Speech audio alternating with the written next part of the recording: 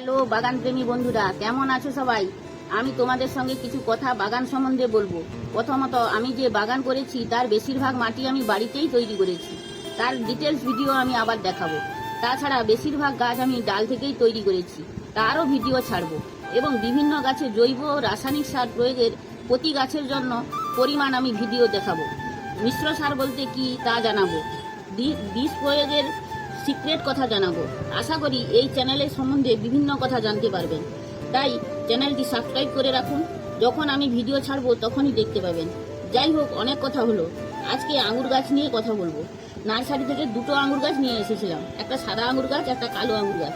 এই দুটি চারাই আমি একটি ফল পেটিতে বসিয়েছিলাম। এখন অনেক বড় হয়েছে, কিন্তু কোনো ফল আসেনি। ফল ধরলে আবার ভিডিও ছাড়বো। এই গাছে মিশ্র সার দিতে হয় প্রতি মাসে, গোড়াটা একটু খুঁচিয়ে। এবং গ্রীষ্মকালে বৃষ্টি না হলে পুরো গাছ স্নান করাতে হয়, না হলে মিলিবাগ ধরে যায়। তখন শ্যাম্পু জল দিয়ে ভালো করে স্নান করালে মিলিবাগ ছেড়ে যায়। আজ তাহলে চলি। থ্যাংক ইউ বন্ধুরা।